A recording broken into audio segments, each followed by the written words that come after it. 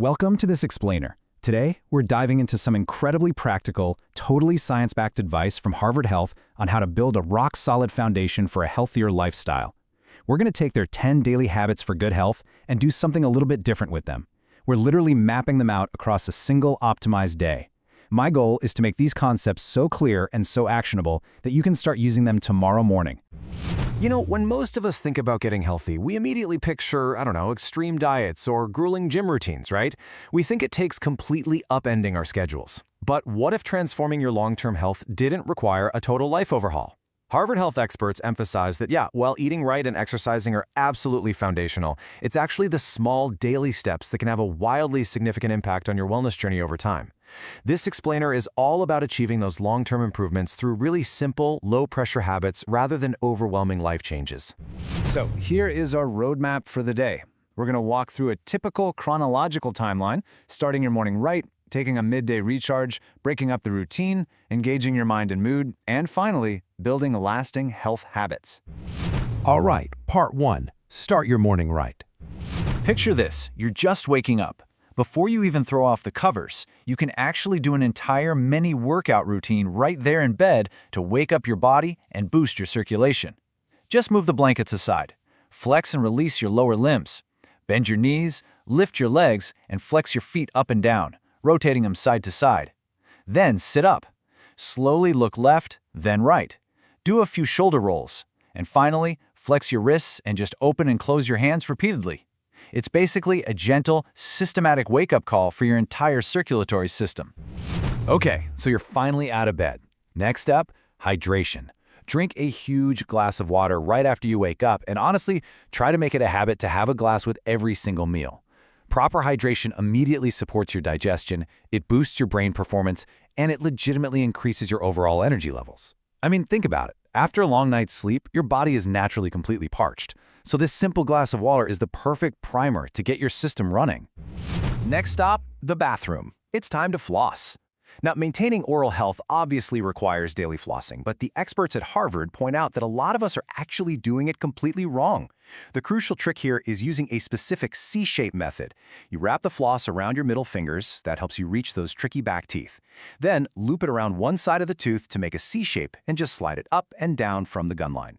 What you absolutely want to avoid is that back and forth sawing motion. Sawing misses cleaning the whole tooth, and all that friction is just going to irritate your gums. And this brings us to a really great rule of thumb. We're going to call it the Rule of 30. After washing your face, you absolutely need to apply sunscreen, which is your best defense against skin damage. You want to use a facial moisturizer that contains an SPF, or sun protection factor, of at least 30. If you prefer, you can just blend equal parts sunscreen and your regular moisturizer. Just use 1 or 2 nickel-sized dollops to cover your entire face, your neck, your ears, and definitely any bald or thinning spots on your head. So your morning is perfectly dialed in, but as our chronological day moves forward, we inevitably hit that wall. We've all been there. The question is, how do you beat that dreaded afternoon slump without reaching for highly processed foods or just pouring yourself endless cups of coffee? That leads us right into part 2, the midday recharge. When that midday craving hits, skip the vending machine. Instead, reach for unsalted nuts and seeds. We're talking almonds, walnuts, peanuts, cashews. These things pack a massive punch of beneficial nutrients that completely shut down cravings for highly processed sugary foods. But quick caveat here, nuts are pretty high in calories, so the trick is strict portion control. Keep it to exactly a palm-sized portion, and no more. Now let's talk about actual physical rest. If you have the luxury of taking a nap, it can seriously recharge a weary body and spike your cognitive function. In fact, a January 2021 study published in General Psychiatry found that nappers actually scored higher on cognitive tests than people who didn't nap. But, and this is a big but, there is a right way and a very wrong way to do this. Here's our rule of 30 popping up again. Keep the nap under 30 minutes, schedule it for the early afternoon, and cap it at a maximum of 4 times a week. And always, always use a timer so you avoid that terrible grogginess trap of oversleeping late in the day. Moving right along to part 3. Break up the routine. Harvard Health advises that we really need to break up those long, uninterrupted stretches of sitting. And no, you don't need a gym membership to do it. You can just playfully dance across your living room instead of walking. Or, hey, here's our third application of the Rule of 30. When you're brushing your teeth, suck in your lower gut for 30 seconds to activate those abdominal muscles. You can drop and do 10 air squats, or even do push-ups against your kitchen counter. Or try this quirky little habit, stand up twice. Literally get up from your chair, sit back down, and then immediately get right back up again. I know, it sounds absurd, but it completely forces your body out of stagnation mode. So, physical movement is great, but we also desperately need mental breathers to reduce stress. Enter alternate nostril breathing. This technique slows your breathing rhythm right down and forces you to take deep, full breaths. You basically just use your finger or thumb to close one nostril and breathe in and out slowly through the open one. After 5 to 10 breaths, switch sides. You can also mix it up. Inhale through one side, exhale through the other. Just go back and forth for a couple of minutes. It is a highly effective, built-in reset button for calming your nervous system, and you can literally do it right at your desk. Part 4. Engage mind and mood. Now, what's really fascinating here is that something that sounds like, fluffy lifestyle advice like get a hobby, is actually grounded in rigorous science. According to a September 2023 study in Nature Medicine, having a hobby is genuinely critical for our overall health. They bring sensory engagement, relaxation, and cognitive stimulation to the table. If you're drawing a blank on what to do, Harvard actually suggests trying a project kit. You can find these how-to kits online for pretty much anything. Wood carving, building models, making your own jewelry, or even brewing your own hot sauce. It's basically structured creativity in a box. Parallel to those personal hobbies is our fundamental need for human connection.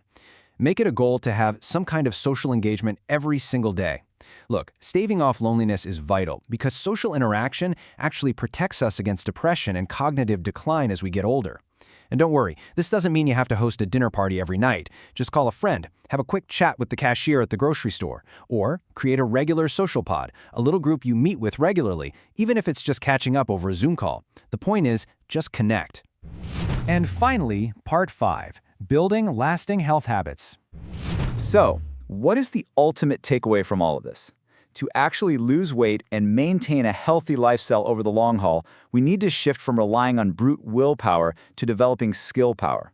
Skill power is all about becoming acutely aware of your current behaviors and making deliberate, strategic tweaks to your routines, exactly like the 10 habits we explored today. It's not about gritting your teeth and toughing it out. It's about smart, structured tailoring of your day so you naturally set yourself up for success. We've covered a ton of ground today, right? From morning bed stretches and the C-shaped flossing method to our Rule of 30 for SPF and afternoon naps, all the way to hot sauce project kits and alternate nostril breathing. So I'm going to leave you with this question. Which of these 10 small habits are you going to build into your daily timeline tomorrow? Seriously, don't try to tackle them all at once. Pick one or two, use your new skill power, and start building that foundation. Thanks for joining me on this explainer, and hey, happy habit building.